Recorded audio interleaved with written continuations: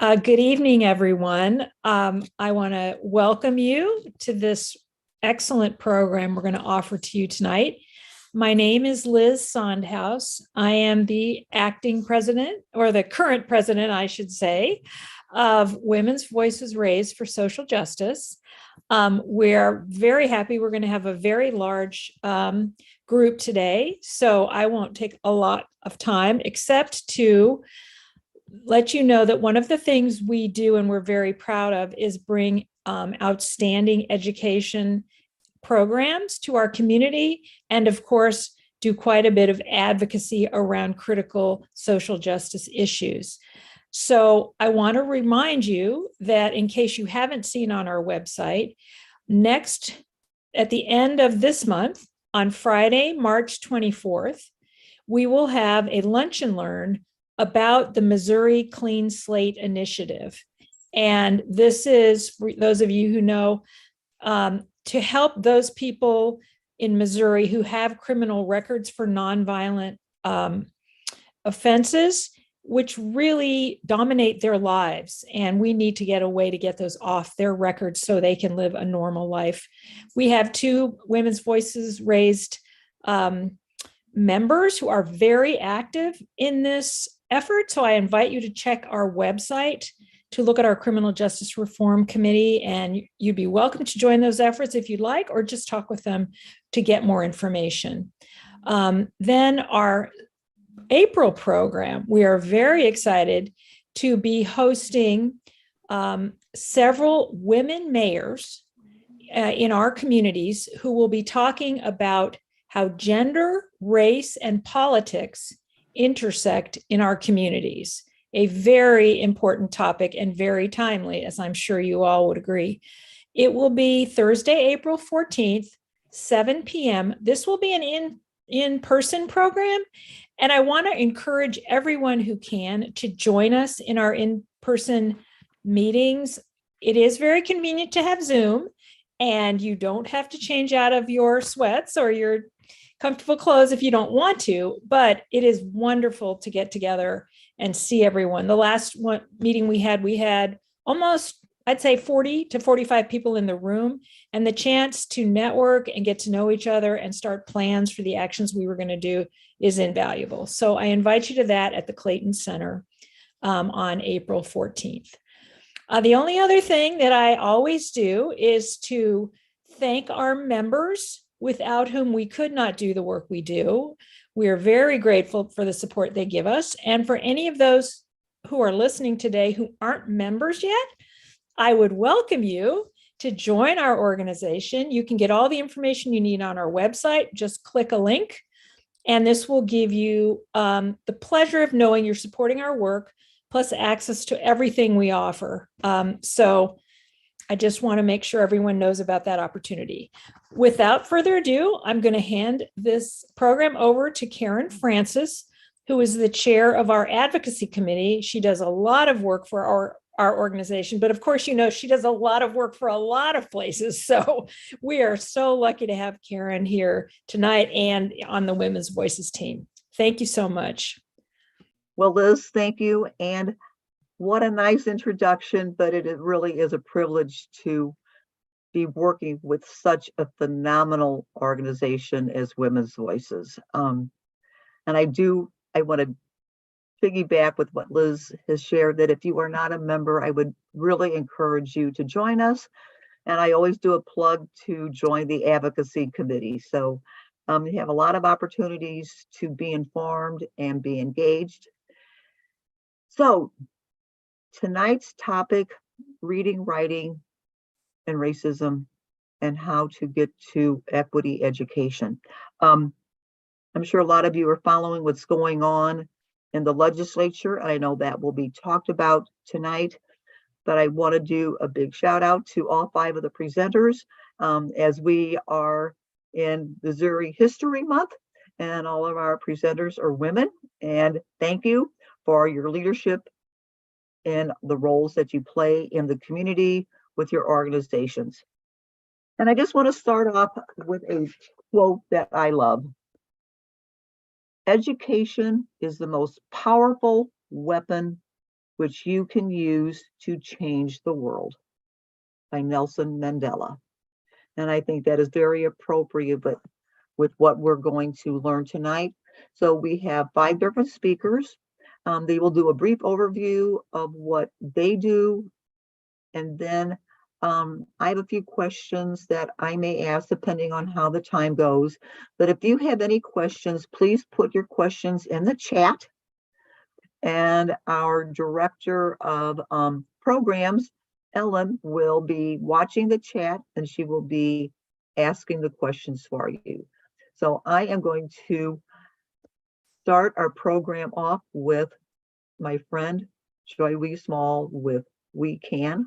And we've been friends for quite a few years. So Joy, thank you. And enjoy, everyone. And I hope you learn a lot. I know you will. Thank you, Karen. So I'm going to get my slides up here. I am Joy Wiesmall with the West County Community Action Network, or We Can.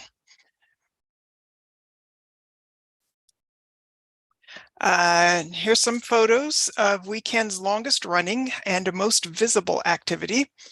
Our vigils began in the fall of 2014 in front of Chesterfield Commons, the longest strip mall in America. The vigils answered a call from Ferguson protesters to take the message of Black Lives Matter out to white-dominated West County. The original plan was to stand vigil each Saturday during the Christmas shopping season, but when we got to January, we didn't feel done. 8 years later, we still don't feel done. Every Saturday from 11:30 to 12:30, we hold a vigil at one of 5 sites in West County to stand in solidarity for justice and equity. As we completed the first year of our vigils, our community felt strong enough to take other actions. At about that time, the Ferguson Commission released their report, Forward Through Ferguson, with a number of calls to action. We combed through them and focused in on this one: eliminate the option for out-of-school suspensions and expulsions for students in pre-kindergarten through 3rd grade. This is one of several calls to action in a section called Reforming School-Based Discipline. To us, a bunch of amateurs, this call to eliminate suspensions for the youngest students seemed like low-hanging fruit, a goal that we could easily accomplish and then move on to other calls to action. At about the same time, the We Live Here podcast published a map of disparity indexes in suspensions between Black students and white students. The darker red districts are the ones with the greatest disparities, the districts that suspend their Black students at a higher rate than their white students. The big red blob at the bottom left is Rockwood. Neighboring that, slightly less red, is Parkway. Kirkwood is the same color and neighbors Parkway. Pattonville is the orange district northeast of Parkway. As we examined this map, we realized that we had residents of those 4 districts sitting at the table. So that's how our initial attempts came to be made in those 4 districts. Our first action was to make public statements at the school board meetings of each district expressing dismay at the disparities shown by this data and suggesting that an initial partial solution would be to answer the call to action from Forward Through Ferguson and eliminate suspensions for kindergarten through 3rd grade. We naively assumed all we had to do was ask. These are some of the risks associated with out-of-school suspensions. They are dire. The fact that Black students bear the brunt of these negative outcomes is racist. None of the districts immediately changed their policies when we asked, but we did get attention of school administrators and began to build long-standing relationships with them. We had some luck in Kirkwood. They had recently completed their 3rd task force on racial equity, highlighting an awareness that the changes requested by the 2 previous task forces had not actually been made. Like Forward Through Ferguson, the Kirkwood Task Force recognized that suspensions were happening disproportionately to Black students in the district, and that this disparity impacted their sense of belonging and their opportunity to succeed in the district.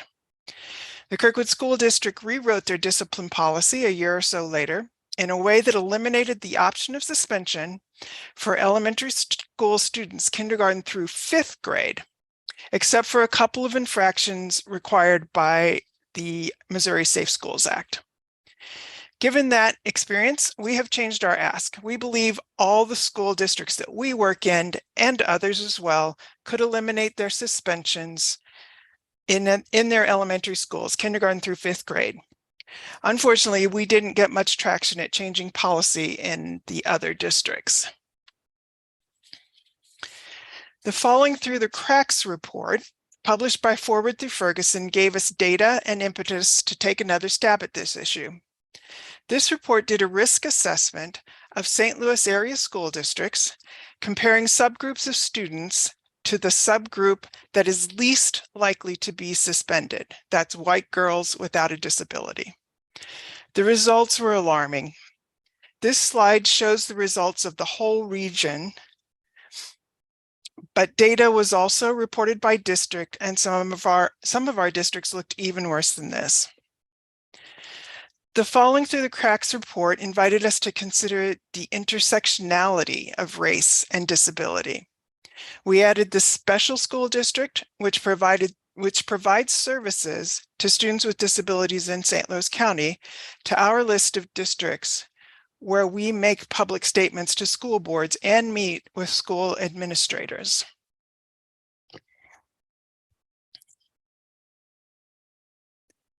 By this time, we had added another tactic to our work. We recruited volunteers to speak to candidates while they're running for school board. Our goal wasn't to find the best racial equity candidates. Our goal was to make every candidate a better racial equity candidate.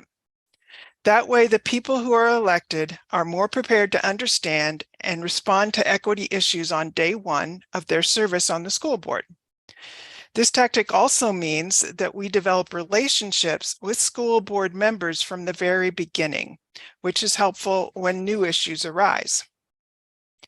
We just completed this year's school board election season, talking to every candidate in 4 school districts who was willing to speak to us.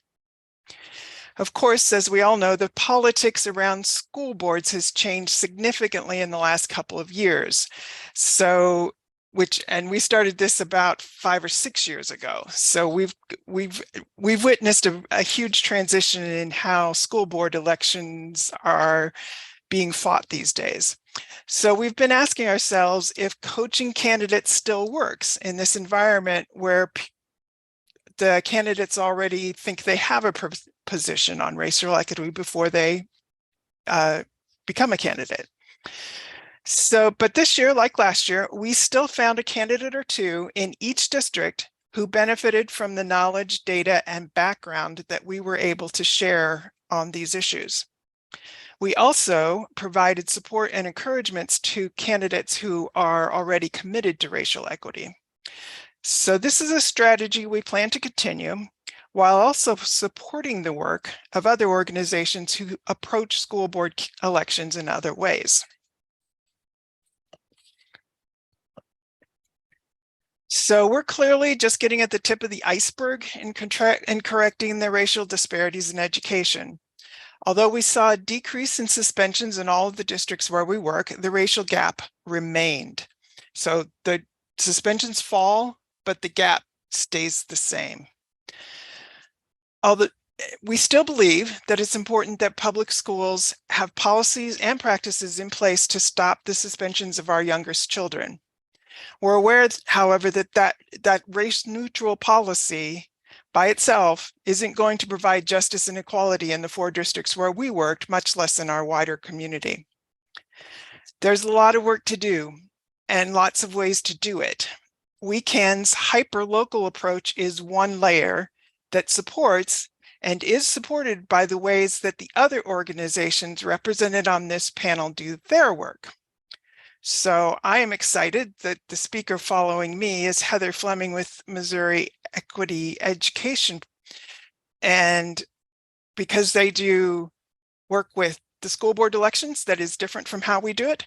And MOEP also does a lot of work at the legislation level, at the Missouri state level, there has been a bill in the last several sessions to eliminate suspension statewide, kindergarten through third grade. Would love to see that passed, and then we can start working on some other problems.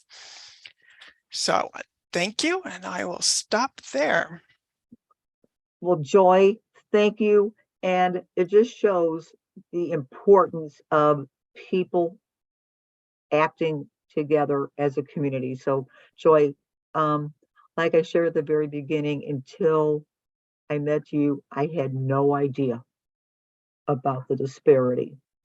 And now we get to hear from Heather Fleming. She is executive director or CEO of, I forget what title you want to go with, Heather, but she is a go-getter, and I'm sure you're going to hear her name a lot. So Heather, take it away.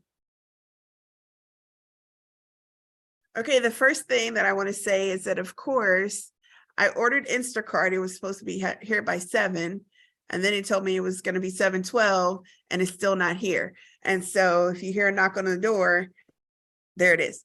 All right, so yes, my name is Heather Fleming. I am the founder and director of the Missouri Equity Education Partnership.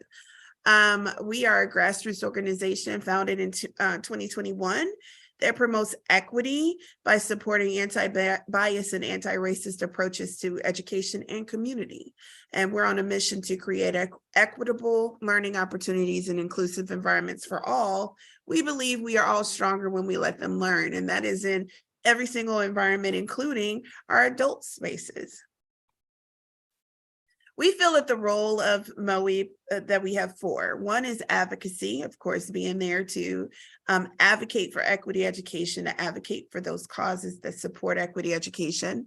Next is education itself, letting people know and informing people of the issues and what they mean, what the terms mean, and dismantling some of the disinformation being put out there. Next is activism, of course, being there to activate others in order to get them involved, and then also just to let them know and make sure that they understand how important it is that we are using our voices in every way possible. And then finally, support. We have educators that have been under attack, school board members, leaders, legislators, etc. And so we also do the best that we can in order to support those individuals by issuing calls to actions, asking them, asking people to email and to support in any way possible.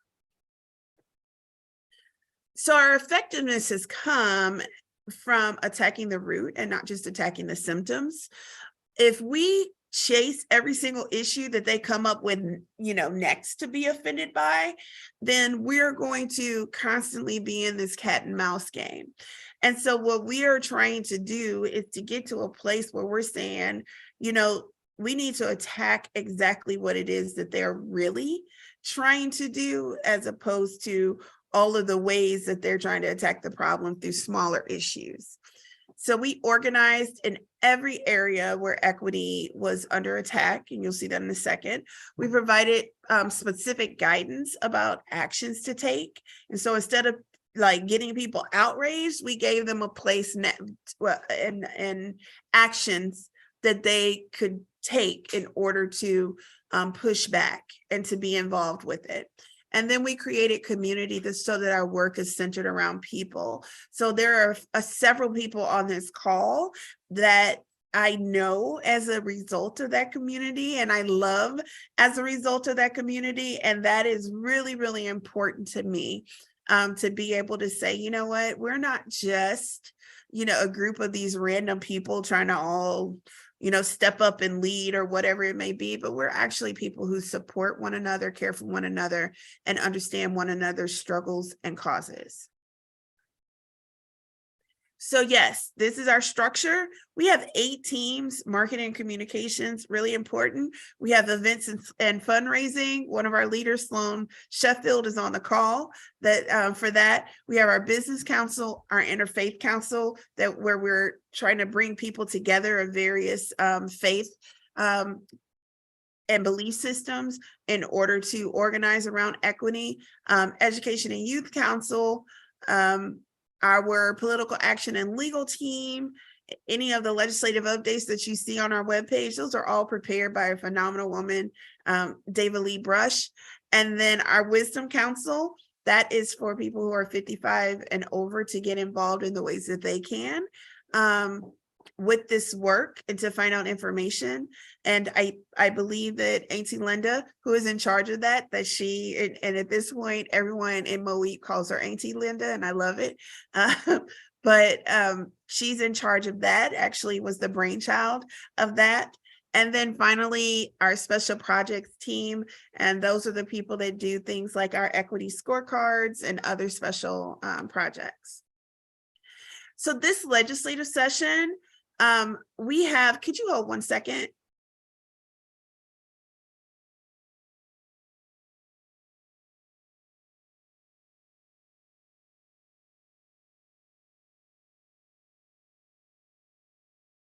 I have a disgruntled teenager who has decided now to fry a hamburger, which is what you all hear in the background. I apologize.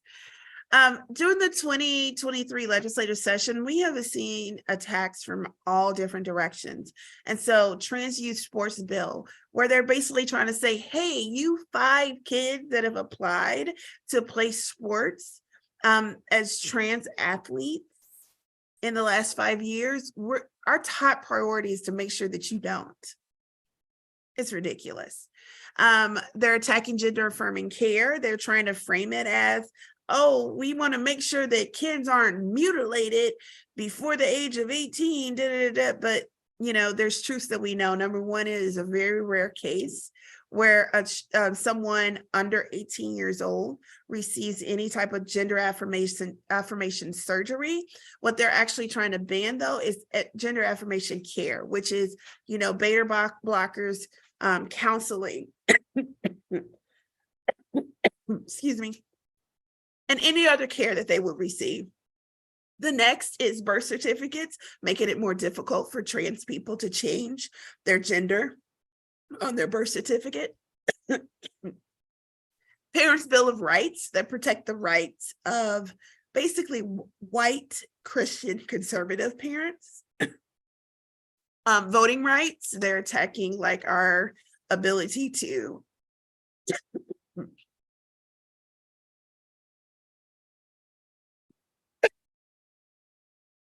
of course, they're attacking our ability to vote, to use the initiative, petition process, etc.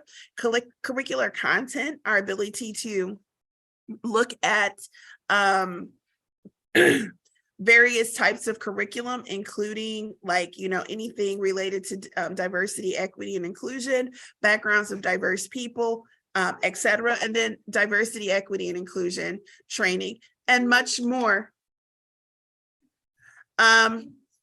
The impact of these laws is that, and there's lots of them, so I'm just going to run through them very quickly. They criminalize identity. They want to make it illegal for people to exist the way that they are. Okay.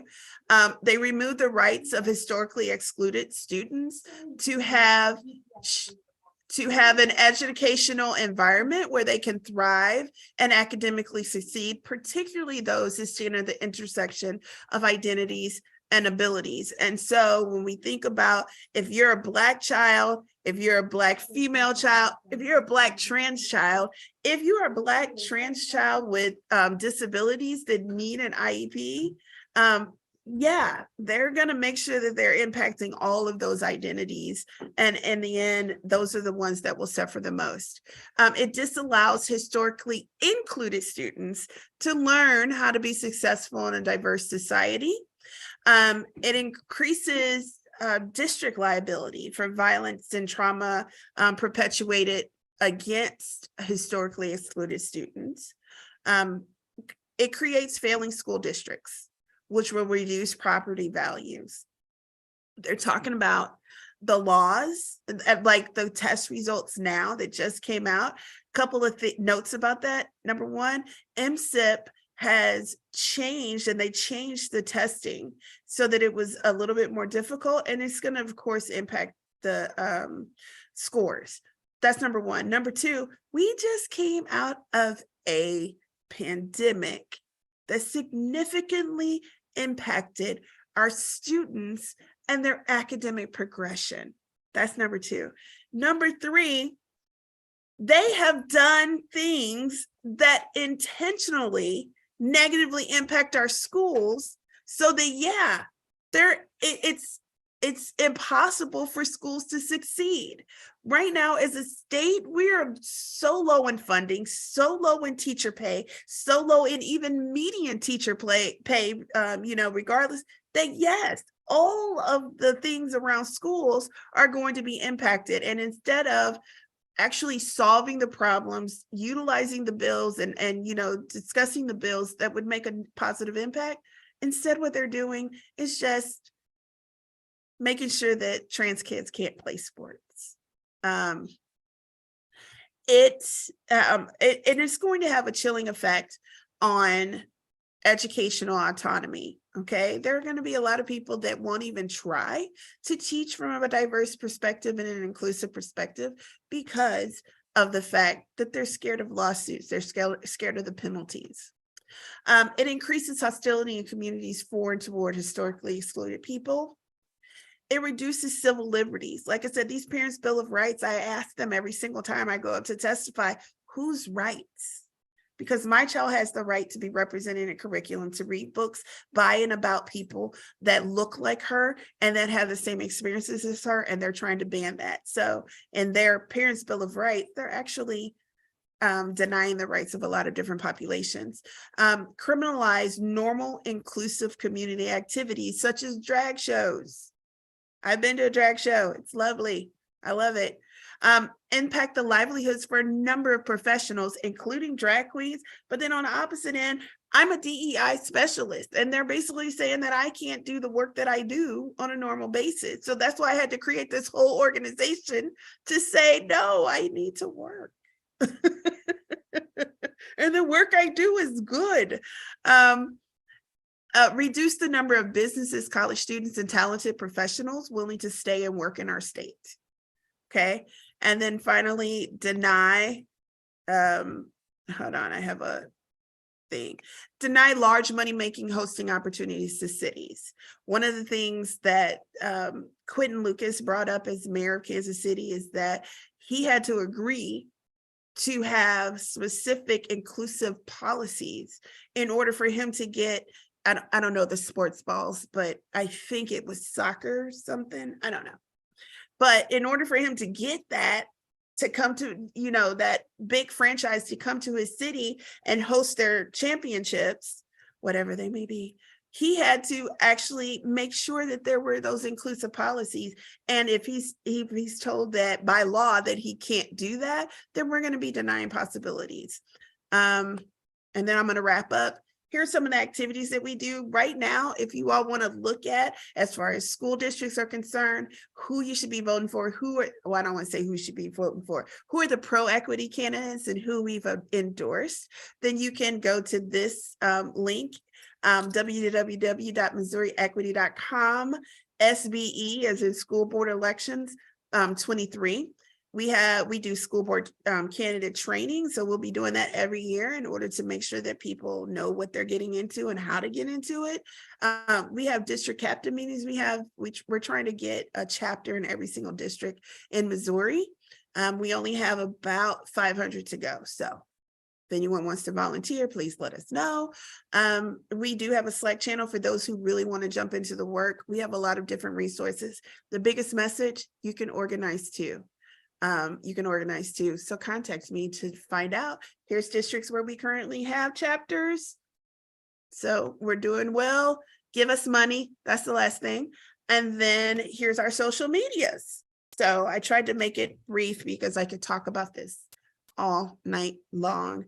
And now I kick it to, I'm not sure, is it Tamar? Right. Heather, It is. thank you again. It's learning from each other. And I will ask all of our speakers to put your contact information in the chat.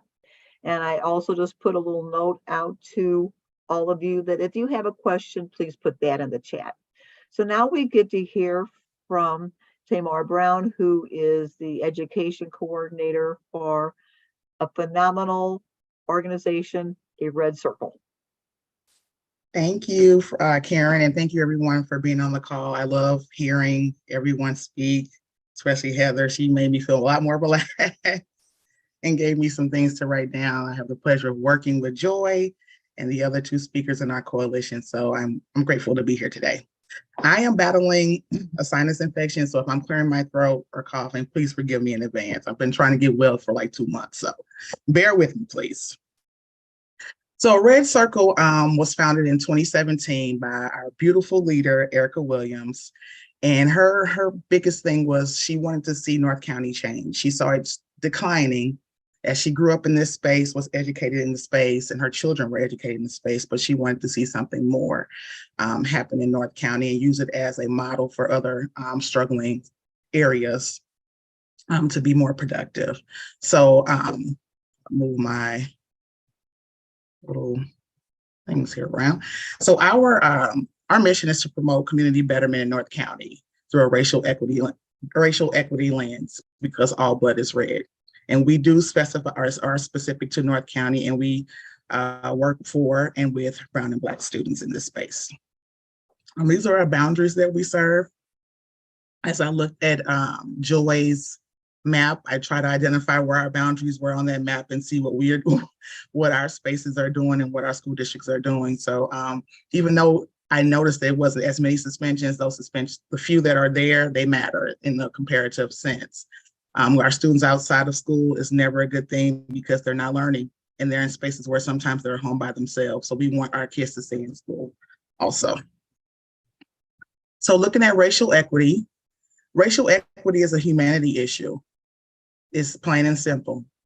If we're looking at racial equity, it's the foundation to solving all other equities, whether it's education, sexual orientation, homelessness, et cetera. When institutions and systems start seeing Brown and Black people as human beings, their approaches and solutions will be more equitable. Once we start seeing Brown and Black people as human, we'll start having more impacts on education equity. I might want to read this quote that I found pretty cool. Just try to move this around a bit. Here we go. Racial equity is about applying justice and a little bit of common sense to a system that's been out of balance. When a system is out of balance, people of color feel the impacts more acutely. But to be clear, an imbalanced system makes all of us pay. So as far as education equity is concerned, I like this definition by the National Equity Project, and it's that every child receives what they need to develop to their full academic and social potential. Something else that I found interesting was educational equity means that every student has access to the educational resources and rigor they need at the right moment in their education across race, gender, ethnicity, language, disability, sexual orientation, family background, and/or family income. So we know there's tons of benefits to racial education equity, Looking at from the community standpoint, we have less kids dropping out of school. It reduces their anxiety, increases their self-confidence. More kids want to go to college, and it reduces the achievement gaps, just to name a few things. So knowing that education equity has this much of an impact, there's definitely some things we need to do differently, because if we don't look at education equity and begin to impact it, we're going to have regional implications. Like Heather said before, businesses won't want to come to the region because our education system needs work. We're going to have state implications, health disparities. Social services is going to continue to have to help children and work with families to get our students back on track. And then our local implications, our communities won't be able to survive the way that they need to without a decent education system in those spaces. Our school districts will suffer, and of course our families will suffer the same. So a red circle has found a potential solution, one of many, to look at how we can work with education equity and bring some support to the Ferguson-Florissant School District. So we have something called our SAFE program, and it's the SAFE acronym stands for Student Advocates for Education. And it's modeled after the court-appointed special advocate, or the CASA program. And so our students are assigned to K through 5th grade elementary schools here in North County, specifically Ferguson-Florissant.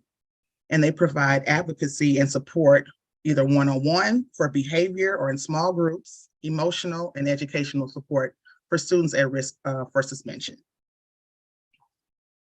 So what do our advocates do?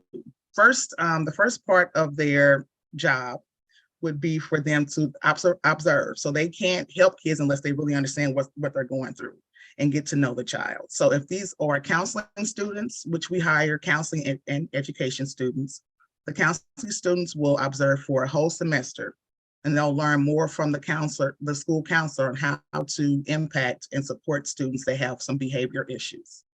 Our education students will only observe for about a quarter to understand what tutoring supports they can offer. And once after the observation, they'll work with our education advocate and come up with a plan of action along with the counselors and teachers to support these students and getting them back on track to keep them in school. We implement the plan, and then we evaluate the results as they come to us. This will be our first full year implementing the program in Ferguson-Florissant. So we're really excited to get the results and see how this advocacy is working in the Ferguson-Florissant area. So again, we support Ferguson-Florissant, and we're in Combs Intermediate, as well as Griffith Intermediate and Walnut Grove Primary School. And Cynthia Veal, who is our education advocacy coordinator, is who you contact if you want to support or learn more about the program. So why is the SAFE program necessary? Why is it important? Teachers can't do it all. I'm sure all these educators on this call know that it takes more than just showing up in the classroom every day. We need community support, right? We need to know that stakeholders and families and businesses are committed to the school district's success. And our family involvement is key. We know that when families show up to meetings, when families are involved in their children's education, children do better, schools feel supported, and teachers have less work to do. And we know that these things are connected. So the other part of the education department, besides the SAFE program, is our Education Advocacy Coalition. And so the coalition looks at policy work. How can we impact education from a policy standpoint? So our mission is here, and this mission was created by our EAC, our Education Advocacy Coalition. We spent 1 year, which was last year, together looking at our mission, our visions, our goals, and our strategies to achieve those goals. And so right now we're looking at implementation for the next 2 years. And we use our subcommittees which is the punitive discipline. So that's the removing suspensions for K through 5th grade, supporting Ian Mackey in the bill that he's pushing. Student well-being, which looks at a host of things to support students be their best in the classroom. IEP and 504 support, and of course, more of our long-term goal of equitable school funding. So our call to action for a red circle is to follow us on social media, donate when you can. We always need volunteers in our garden, in our farm, to support fresh food to being pumped into North County. And our coalition, we're always looking for new members to come and support us and help us expand and grow and get the work done. And in fall of 2023, we'll be hiring new student advocates. And these are college students looking to join the field of education, social work, school counseling, and even psychology. So we want to hire these students to get into the classroom to get a sense of what it looks like, what it feels like to shadow a teacher, to work with students directly before they actually get into the field. So we're hoping that'll help with some of the teacher shortages as well, to get students involved in learning more about the field before they get into it. And that's all for me. My email is here if you want to know more about our program and what we do at a Red Circle. Tamar, thank you. And outstanding work being done. You notice, if you've looked at the when these organizations have been formed, these are new organizations that have seen a need and are trying to make a change. Now we're going to get to hear from, we've heard a lot of different issues be brought up about equity, the inequity, focus on otherwise abled students, maybe not getting opportunities to be successful. And that's where I am thrilled to introduce two speakers with Legal Services of Eastern Missouri. And our first person is Christina. And make sure, Yes. those of you who are on the call, please put your questions in the chat. Well, thank you so much, Karen. My name is Christina Brimm. I'm a social worker in the Education Justice Program at Legal Services of Eastern Missouri, and I'm joined this evening by our staff attorney, Elizabeth Vandenberg, who's going to be handling the second part of the presentation. But Legal Services of Eastern Missouri, we're going to start off by just talking a little bit about what we do here. Let me see if it'll let me. Okay, so we're going to discuss who we are, what we do, and briefly some ways to connect with us. All right, so Legal Services of Eastern Missouri, we provide free legal advocacy and support and representation on civil matters, which is anything basically that's not criminal, and usually involved a dispute between two parties, for instance, a landlord and a tenant for a housing matter, or in education matters, it's typically between a school district and a student and parent. We advance justice and equity through legal representation, education, and supportive services. We partner with the community with the goal to improve lives, promote fairness, and create opportunities for those in need. So how is our eligibility determined for our services? I just wanted to briefly go over that. So there is an income eligibility piece for low income folks, which typically means 125% of the federal poverty level to qualify for our services. We also look to see if there is a conflict of interest for legal representation, which a really sort of basic example of that would be if we're representing a wife in a divorce, if a husband contacted us, obviously we couldn't represent him as well. We have our different program priorities, and then we also have service areas. So we serve 21 counties in Eastern Missouri. On the map there, you can see our Hannibal office, satellite office really focuses from Scotland and Clark to Pike and Montgomery counties. In the gold there, our Union satellite office really takes the helm for cases in that service area. And then our main office, which we just relocated to Market Street, 701 Market Street in the Peabody Plaza building now as of February. But we really focus on St. Louis City and County and St. Charles and just that kind of localized area there. But our programs really do kind of differ from depending on grant funding on our service area and population focus, but that's just a little bit of an overview of our agency kind of generally speaking. But tonight we're here to focus on education. So we're going to dive into our specific program, which is called the Education Justice Program. We started in 2017 in the wake of the killing of Michael Brown and the Ferguson Commission. And really, our program, the Education Justice Program, works to ensure that every child receives a good quality education, regardless of where they live or what their race and ethnicity is. Our program works mainly in public schools in St. Louis City and County, but we really are looking to dismantle systemic inequity in school systems in Missouri, across the state using a racial justice and equity lens. So the issues really lead our focus area. So we utilize what's called a community lawyering model, which is when we as advocates contribute our knowledge base and skills to support initiatives defined by people impacted by injustice that build and enhance their power with the goal of leading to lasting systemic change.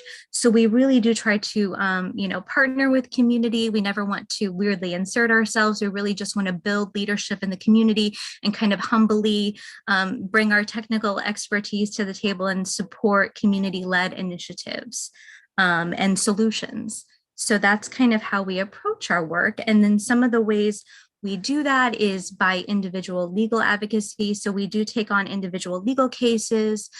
We provide, or I should say, I provide social work assistance to our individual clients for the duration that their legal case is open. So we really try to partner with our clients and, focus on the goals that, even beyond their legal case that they're hoping to achieve while working with us.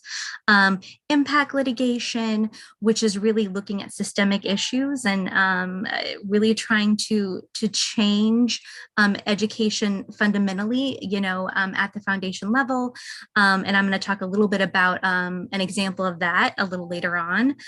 We do policy papers and analysis. So during the pandemic, we really looked at COVID and access to technology for students in Missouri and did a white paper on that as an example. And then we also recently released a bullying manual to kind of help provide some guidance on how to handle that. That basically it's become a crisis, I think, another pandemic in our nation, bullying and how it impacts so many of our students. And then community outreach and education. So really, we are so grateful for our relationships in the community, and they kind of mean everything to us. And we can't do this work or even attempt to tackle this work without the knowledge and expertise of community leadership. So all of you on this call, on this Zoom meeting. So we're so grateful just to work with you all and to be boots on the ground with you and learn from you and how, see how we can partner to move this work forward to improve education equity in Missouri. So that's a little bit about us.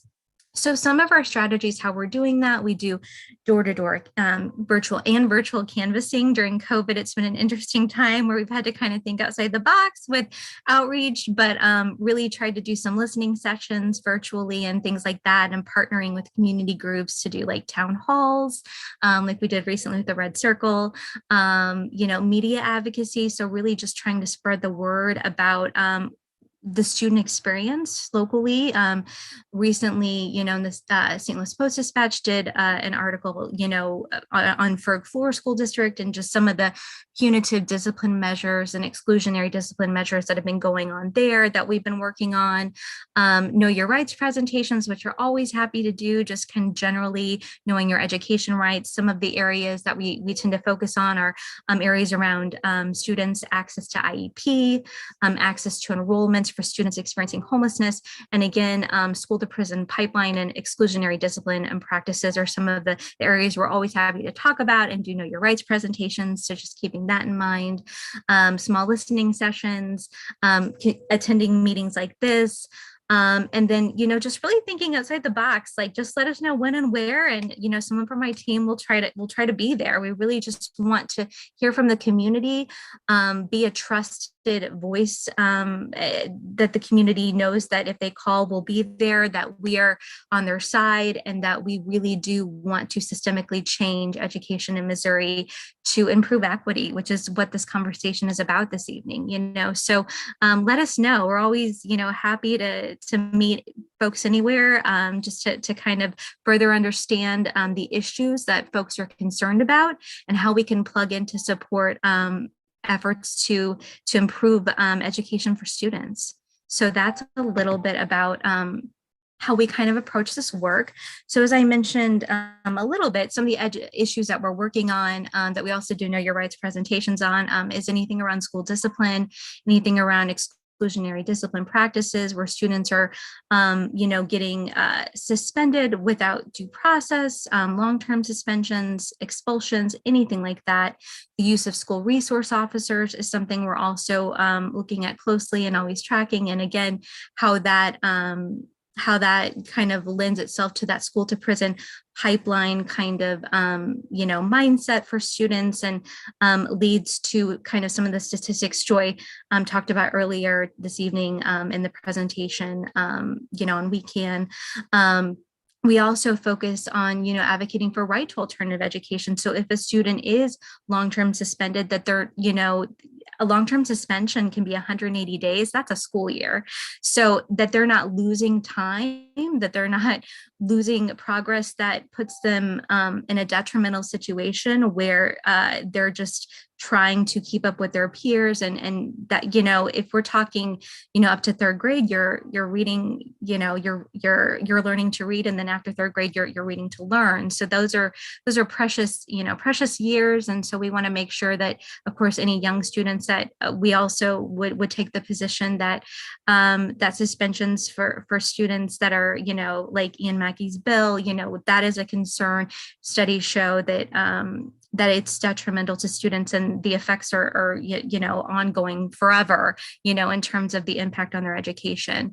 Certainly during COVID, we've been looking at remote learning inequities and just concern around that, and students being virtualized, without really due process, and really also, academically falling behind their peers because of being put on virtual education and not getting that intensive in-person educational instruction with teachers that we know is so important.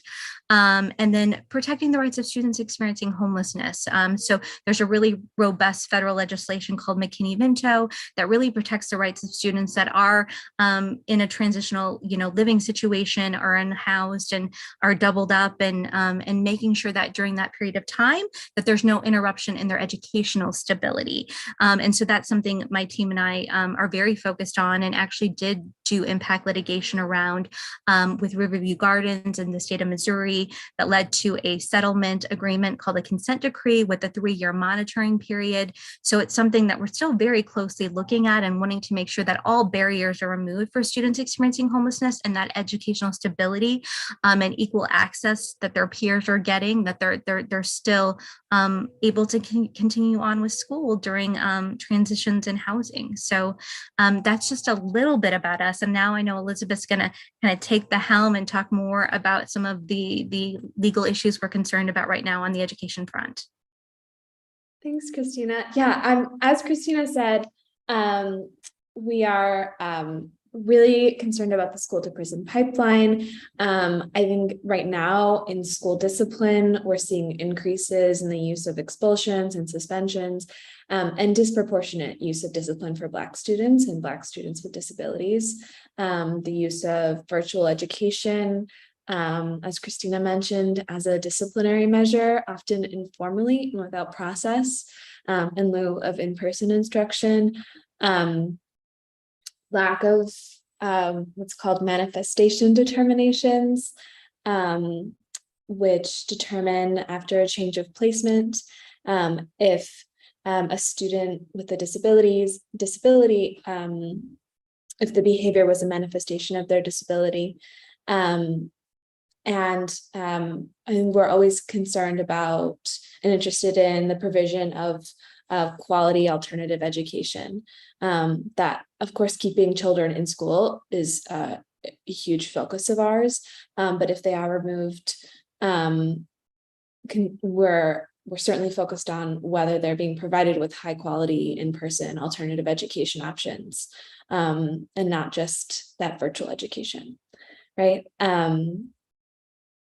Christina, I don't know if you want to move to the next slide.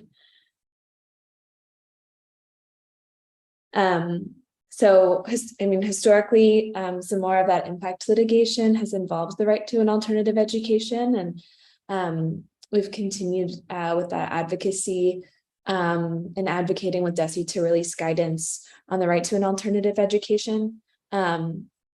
This slide highlights another issue with disenrollments, which is something that we are always concerned about. Whether there are barriers to enrollment at the beginning of the school year, or whether students are disenrolled in the middle of the school year. We have also continued to hear about and are very troubled by what many of the other speakers have talked about in terms of exclusionary discipline. We are seeing a real increase in the number of exclusionary discipline practices, in particular North County districts, but really statewide. We really want to hear about experiences with long-term suspensions and without any alternative education being provided, or only with homebound, or with only virtual learning being provided.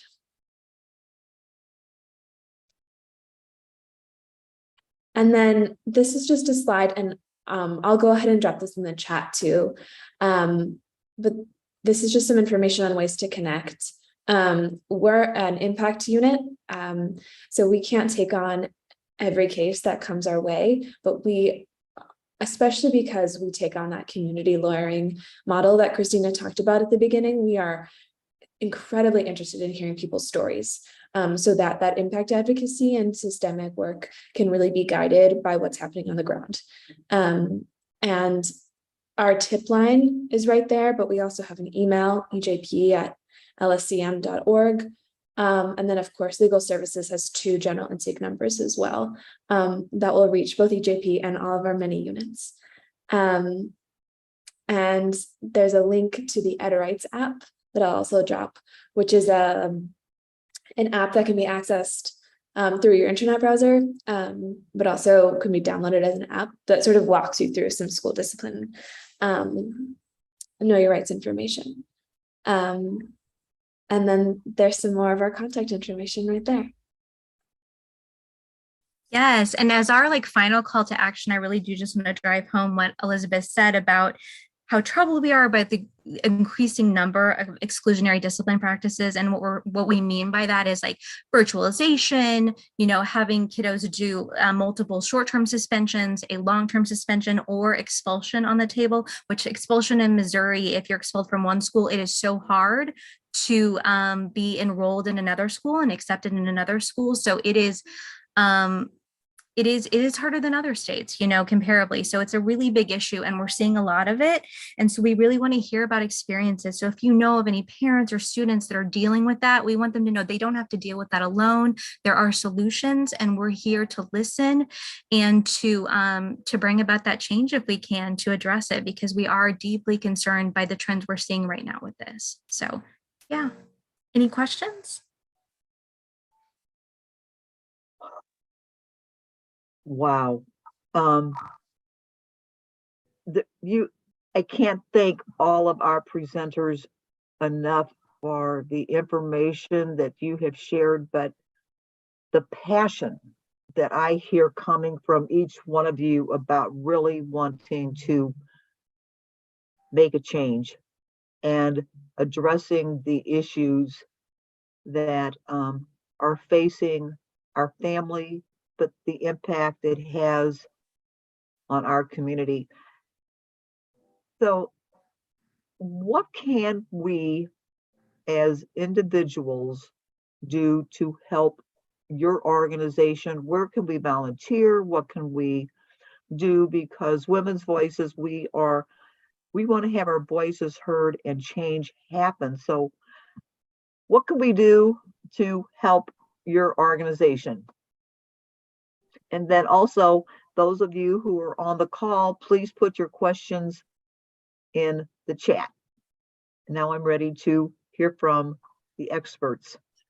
Look, I'm jumping in first to see if I can get people on board before everyone else. Because for our organization, it's everything. If there is something that an area that you like, that you enjoy, things that you are an expert in, we can use it. I say this all the time, if you love quilting, quilt for equity. Okay, make us a great quilt that we can auction off somewhere, whatever it may be. All of it helps. And one of the biggest things that we have found, and where we found success in this organization, our organization is all volunteer. And I tell people this, they're amazed. The other side, they're getting funding from billionaires. We're not. We're fighting this good fight literally from the grassroots level. We've probably collected over these past 2 years about $25,000 in donations. So everything we've accomplished has been because people were passionate. And I think the biggest thing for me is that everyone kind of sits back and is like, well, I need to wait for someone else to do it. No, I'm proof that you don't have to. I'm literally proof that you don't have to. I'm an English teacher at heart. And then the next thing I am is I'm passionate about equity and inclusion. And so whatever you are passionate about, we can take that and convert it. Someone at the beginning of the call said that their children are in Chloe Telly's class. Chloe Telly comes to us with ideas every other week, okay? And she calls it her, I got a ministry for you. So she'll say, I got a ministry for you. And that's because in the end, that's what it's about. It's about, and the role of our organization is basically to take people who have a passion, who have great ideas, and find out how we can make those work in order to further the cause of equity. So any of you, if you've got 5 minutes in a day, if you've got 5 hours in a day, one of our best volunteers, she's homebound because of her obligations. But man, you talk about great research and everything. She does excellent research. So that's what we have her do. So I will just say, please go to our website, www.missouriequity.com, and under the join us, there's a become a member. And if you get into those back pages, which are free, there are places where you can sign up to volunteer for us, and we can find a place for you. Heather, thank you. And just a gentle reminder, put your contact information in the chat. Anyone else want to share what we as Women's Voices members can do to help your cause? Well, I'll ditto Heather. I'm constantly sending people over to MOEAT because they are so active in getting so much done and so effective and so much energy. So I send people over there. What I can provide right now is a weekly place to be in community with people who care about these issues, and do it in person and do it as safe as we can do it. We do it outdoors, we are masked, and we hold our signs that say Black Lives Matter, and it's still important. We still get people who are so excited to see us in West County because they didn't know that anybody thought Black Lives Mattered in West County. So it's a great place to be on a Saturday. So invite y'all to join us. And I put the information Joy. in the chat. Thanks, Joy. Any As far other? as a Red Circle is concerned, we're always looking for, again, volunteers in our garden and farm. The food that we produce in those gardens and farms go directly into the community. So we'll need help with harvesting food and bagging it, and sometimes delivering it to those individuals that can't get out. We also look for speakers for our student advocates. We hold a monthly in-service for our student advocates to teach them about different things, whether it's equity, ethics. Legal services have come in and talked about rights, parents' rights, student rights. So if you have information that would help a budding educator or a school counselor, and you feel like you can make it into a presentation, we would love to have you at one of our in-services. I think that's our biggest ask right now, where I'm always trying to learn more about this sector. I'm community and development and engagement by nature, but switching lanes, I always look for research. I always look for best practices or things that I can read to grow and develop. So right now we definitely need hands in the garden and in our farm, and we're definitely trying to educate our student advocates to become better and better prepared and better equipped going into the classrooms. You know, but the connection with the urban farm and nutritious food that will carry over to have the children be healthier, they'll be more involved in school, things like that. So the connections that way. So Ellen, I know that you've been watching the chat. You want to bring some questions forward from the people that are on the Zoom call. Yes, And Pam would. please write your questions out. And you can also raise your hand and ask a question. Okay.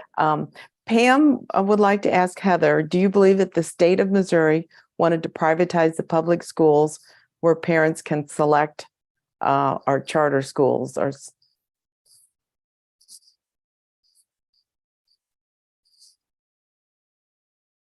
oh, I think we lost Heather for a minute. Maybe her food has been delivered. Let's go on. I'm sorry, I'm here. Yeah. Okay. And I didn't realize that it was that you could address me. So I heard like part of the question, but not another. Okay. Yes, it is an effort to privatize schools. And the reality is that you always have to follow the money. I will tell you that one of the things that we find is there's a lot of deception around this. And I posted in my comment in the chat about the fact that, yeah, they want people to support school vouchers, but what they don't tell you is that most of the people who are taking advantage of school vouchers are people that can already afford to pay for private school because they already have children in private school.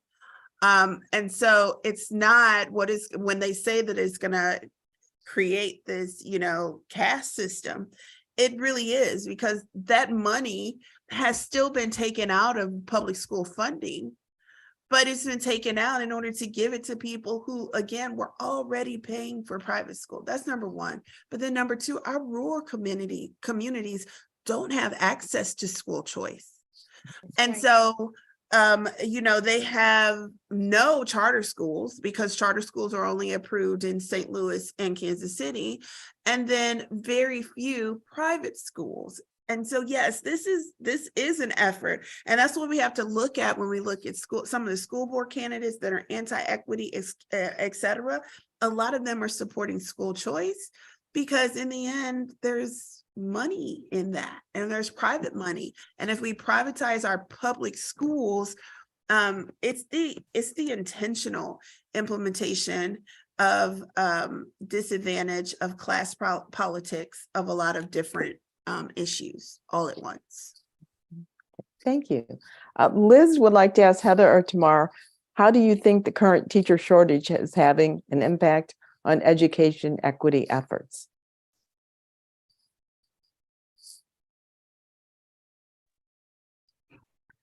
I guess Heather's gonna let me speak. It's a huge impact. If you think about what's happening in Hazelwood and their approach to supplement its school shortage, they're looking to hire or outsource some company that's going to facilitate in the classroom. A lot of them aren't even teachers. So if you don't have an education background and you don't understand the value of diversity and equity in your space, students are going to lose, and it's going to be mostly Black and brown students again.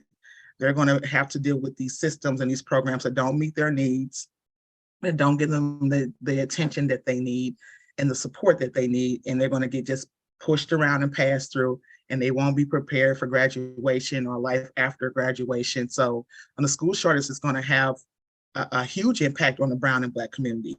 I mean, it's everywhere, but our brown and Black students are going to suffer the most. Ellen, I want to interject. Cheryl, I saw that you had put up the front page of the Post-Dispatch. And before a lot of you got on the call, they were talking about the HB 253, the public school choice. And I shared before the call started that NEA's position on this is that from their research that interdistrict choice laws in other states have tended to increase racial, ethnic, and socioeconomic segregation of school communities. That is exactly what we are trying to change, and that's what our legislators are trying to implement. So Cheryl, if you have your paper handy, just put it back up. I had not seen that headline yet. Okay, and Aaron asks, how do we move to change funding to districts so that there are discrepancies in money, schools have for infrastructure and education and materials?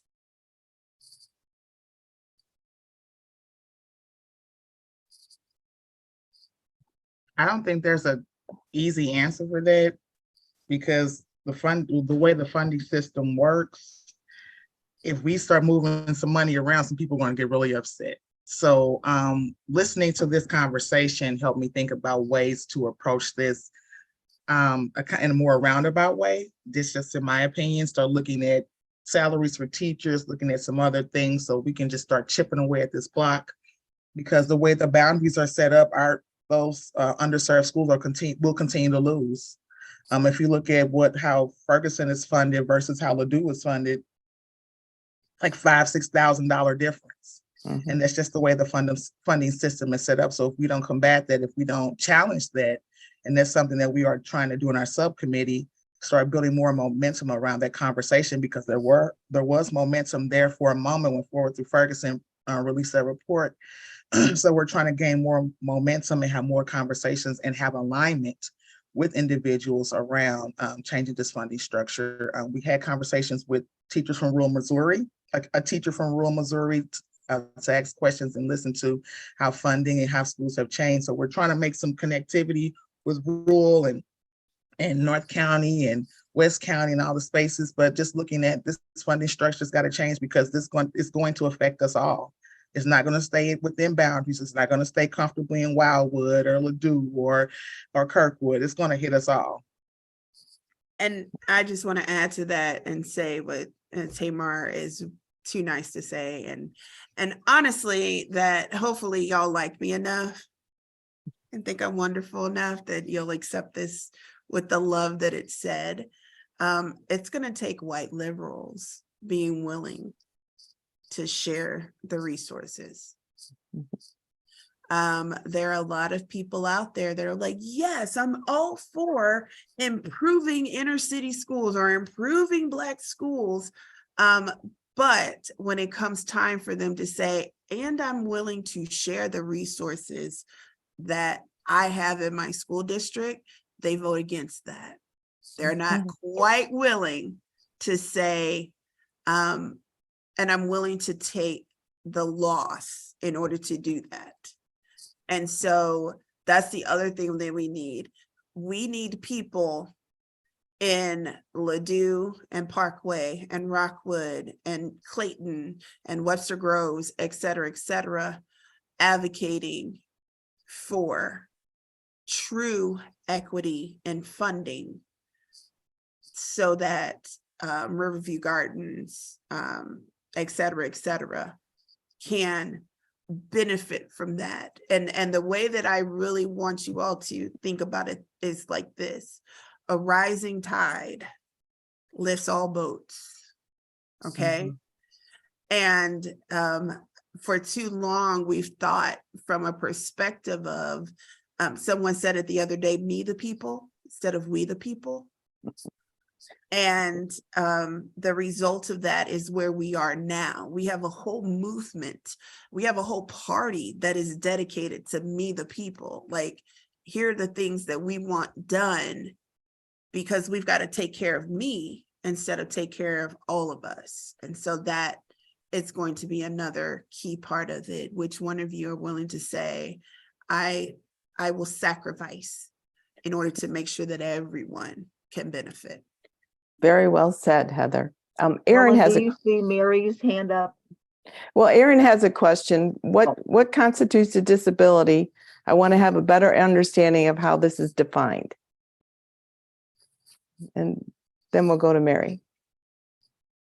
Yeah, no, that's a really good question. I feel like I think if you're talking about a disability in the education setting, it's anything that affects a child's ability to learn and progress, where they need accommodations of some kind. You know, it is the simplest way. It always goes back to functionality and how students are progressing in the school setting. And so it almost hones into like the IEP process and like, when does that process kick off about like a student being evaluated for an individual education plan? And a key component of that, certainly parents, you know, can request it, but you're really looking at how is a student progressing? And are there indications that they need some extra support? So I think in the context of the education setting, you know, it's looking at that component. But Elizabeth, feel free to weigh in if there's a more like legal definition.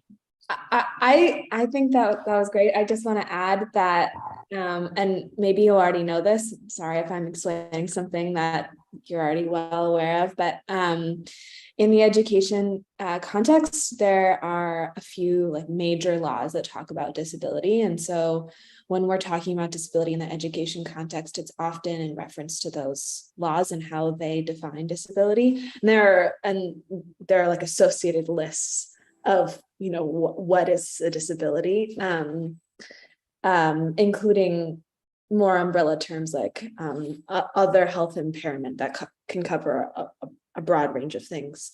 But so like that IDEA, the Individuals with Disabilities Education Act, which is where you get those IEPs that Christina mentioned, is a huge one. There's also Section 504 of the Rehabilitation Act, which is an anti-discrimination law. And that's where you get 504 plans, which are also something that many students with disabilities have. And then there are other laws that really come into play with disability, like the ADA comes into play in the education context. The Missouri Human Rights Act at the state level, and all those deal with disability as well. But just wanted to add that in too, and also add in that there are like students who've been identified as having a disability, but there are also students with a suspected disability. And if you're suspected of having a disability, you're often covered by many rights under those laws as well. Thank you for defining that. And Mary, you have a question. Oh, you're on mute, Mary. Well, I'm probably more of a Beninsky than having a question. First of all, I'm a special education teacher, retired from special school district, and I still work for their homebound department. So, and two of my guys at this point in homebound are in St. Louis County Jail because they were in high school when they got arrested. So that whole component of high schoolers being in adult jail is a bit problematic.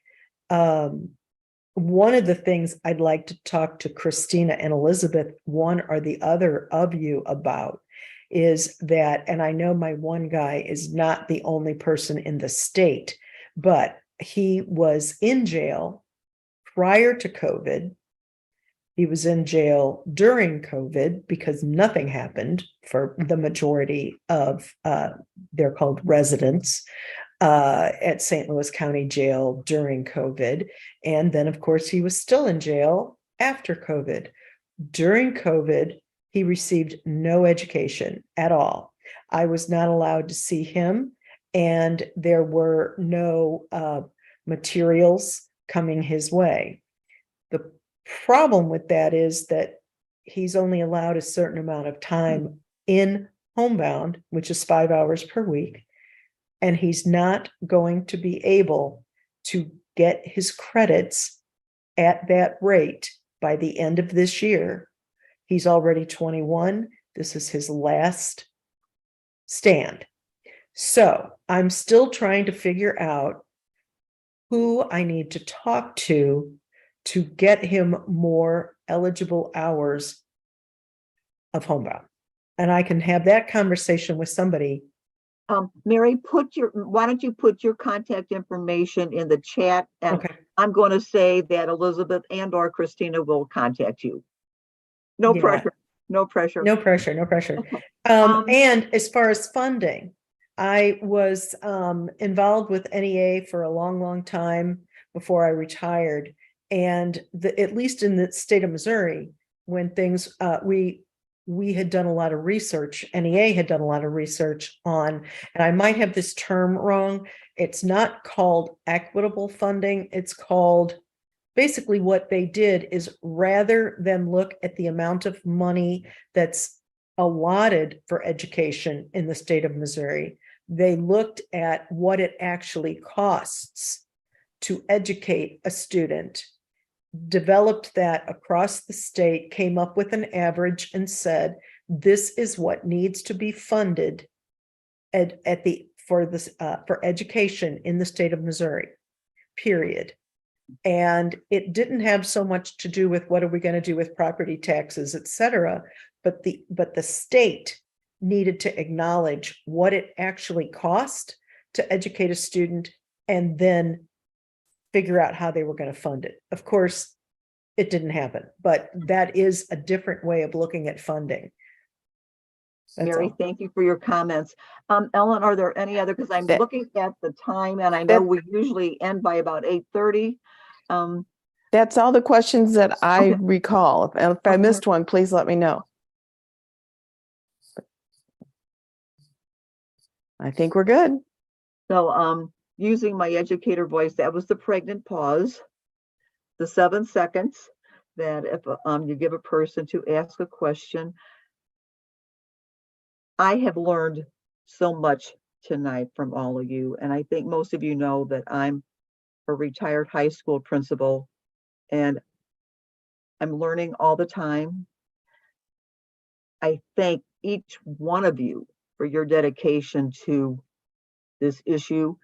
And those of you on the call, I would really encourage you to join Women's Voices, especially the advocacy committee, because one of our main focuses going forward are the issues with education. And so together we might be able to make some of the changes that we've talked about into a reality. Thank you, everyone, for joining us. And please join our next program in April when you get to hear again.